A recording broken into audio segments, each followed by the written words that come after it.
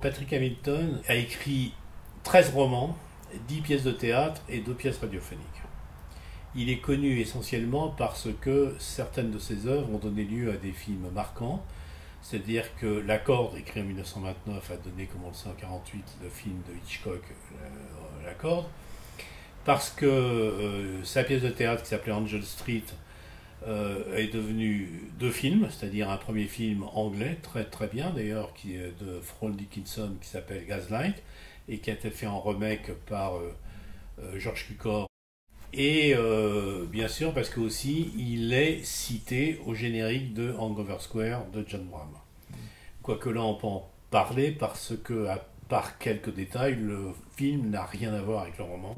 C'est un auteur qui a une vie dramatique, qui a été dans l'oubli et qui aujourd'hui est redécouvert. Ça c'est important.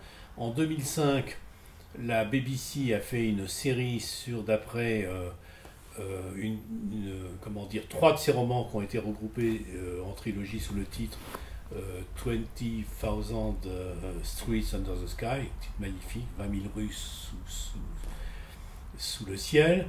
Et puis en 2014, au Festival d'Édimbourg, il y a même eu une pièce de théâtre, One Man Show, qui était la vie de Patrick Hamilton. Et il n'est pas sombré dans l'oubli parce que des gens comme Doris Lessing a dit que c'était l'écrivain qui a décrit le mieux l'Angleterre des années 1930, et elle ajoutait, on pourrait y revenir plus tard, ce qu'il raconte est tellement vrai, il suffit de rentrer dans un pub et ce qu'il raconte, voilà, c'est encore présent. Et donc c'est quelqu'un qui est à la fois connu et pas connu. Le premier roman de Patrick Hamilton se passe dans un pub. C'est l'histoire d'un barman qui est amoureux d'une prostituée. Alors il faut le savoir que dans la vie de Patrick Hamilton, son père avait été amoureux d'une prostituée qu'il a fait épouser, que lui-même a été amoureux d'une prostituée, et toute l'œuvre de Patrick Hamilton est centrée autour, en effet, du pub.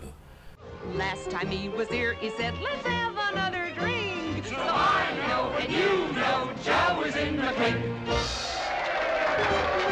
Oh, see me the goods, ain't she? Il y a un critique français qui s'appelait Robert Louis, qui est très bien, qui a dit, qui a fait un jeu de mots, mais qui est finalement pas faux, qu'il a dit c'est pas de la pulp fiction, c'est de la pub fiction.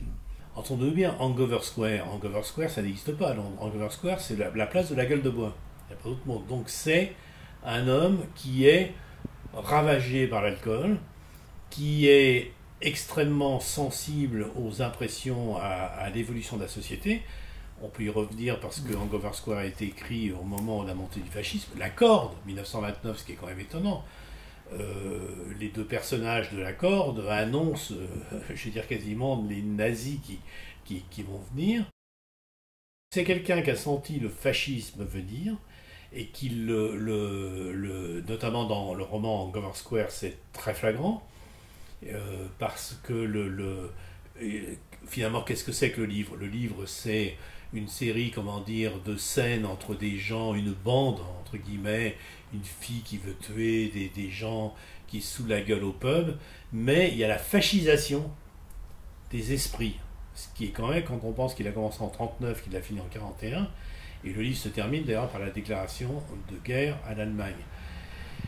Et c'est quelqu'un qui a pris le pouls, je veux dire, il n'y a pas d'autre mot, de l'Angleterre, mais en même temps, ce qui rend son œuvre absolument extraordinaire, c'est que c'est vu de l'intérieur. Enfin, c'est quelqu'un d'extrêmement malheureux.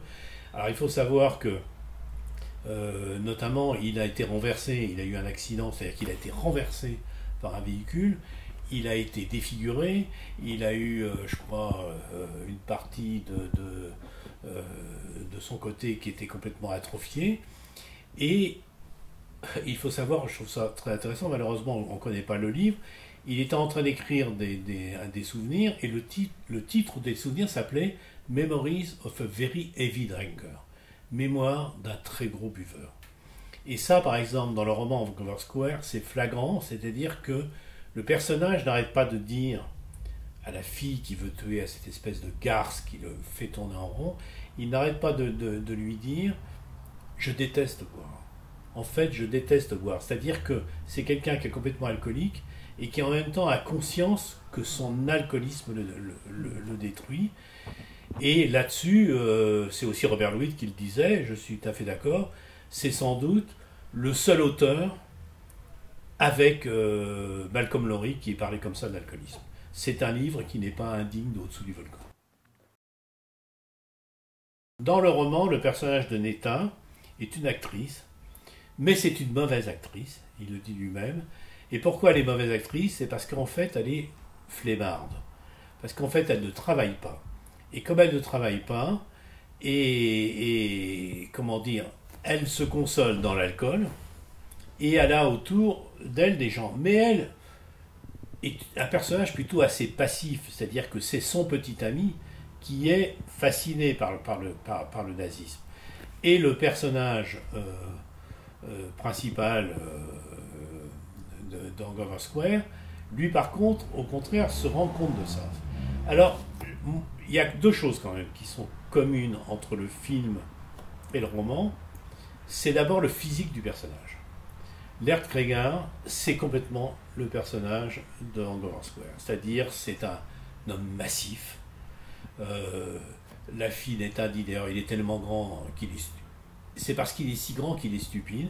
Mais en tous les cas, il y a dans le roman, à un ou deux moments, une description de ce personnage, George Harvey Bone, qui correspond complètement à Laird Cregar. Et la deuxième chose, à mon avis, qui vient du livre, c'est le côté... le roman commence comme ça. Il y a des bruits qui l'agressent. Et que ça le déconnecte de la réalité. Et il y a notamment, dans les premières pages du livre, à un moment donné, où il entend le bruit, je crois, des laitiers et tout, ce qui est dans le film, dans un contexte totalement différent. C'est-à-dire qu'en fait, toute l'histoire du film, toute l'histoire romanesque du film, elle n'est absolument pas dans le roman. J'allais dire, si on voulait être un peu facile, c'est de dire que quand il se déconnecte de la réalité, le personnage, il voit sa vie comme un film muet sans musique. Dans le film, c'est le contraire. C'est-à-dire que la musique de Bernard Herrmann est extrêmement présente.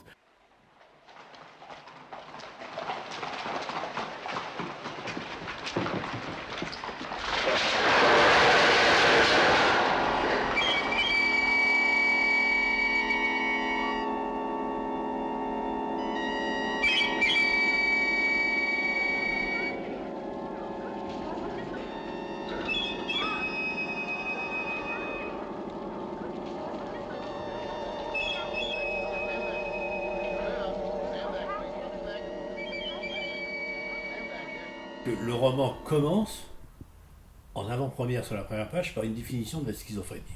Donc c'est la première chose qui apparaît dans le roman, schizophrénie. La schizophrénie se manifeste dans le roman par le fait, et c'est la première page du roman, clic, clac, crac, c'est-à-dire que d'un seul coup, le personnage a des absences.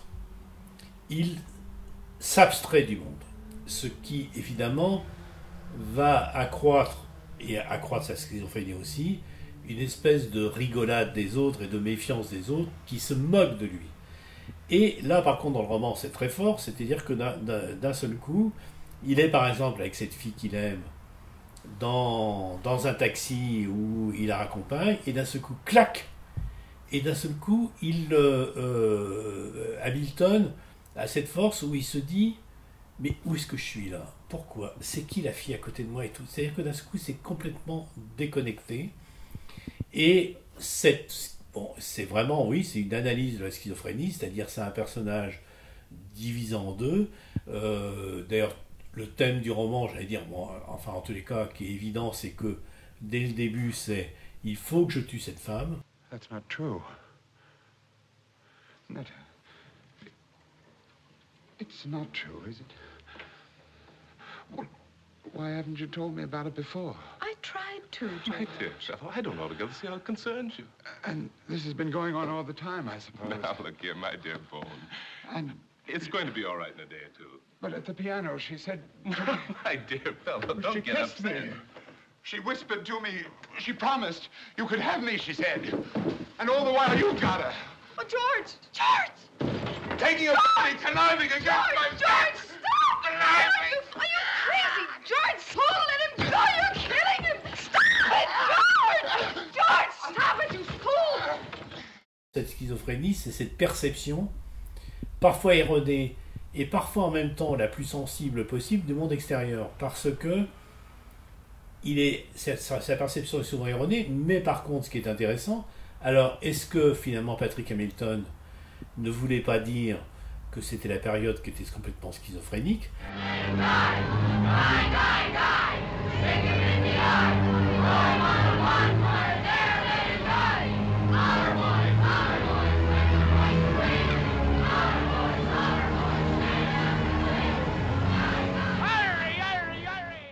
Je pense que le roman était inadaptable.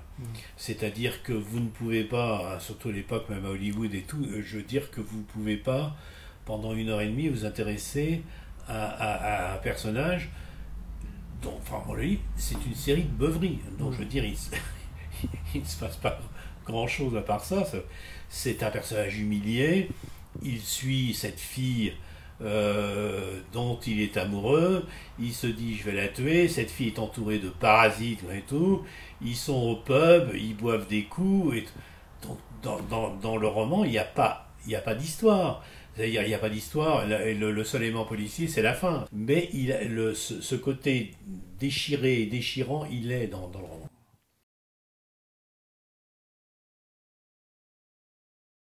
Alors l'œuvre de Patrick Hamilton a choqué à l'époque, et c'est vrai que c'est aujourd'hui où, encore une fois, alors par contre des gens comme J.B. Priestley, ce qui est très intéressant, J.B. Priestley dit que c'est, vous vous rendez compte à l'époque que c'est l'écrivain des sans-abri.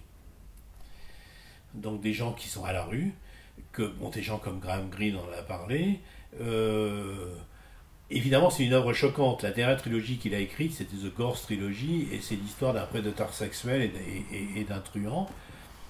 Mais en même temps, aujourd'hui, ses qualités littéraires non seulement sont reconnues, ses qualités d'analyse psychologique sont reconnues.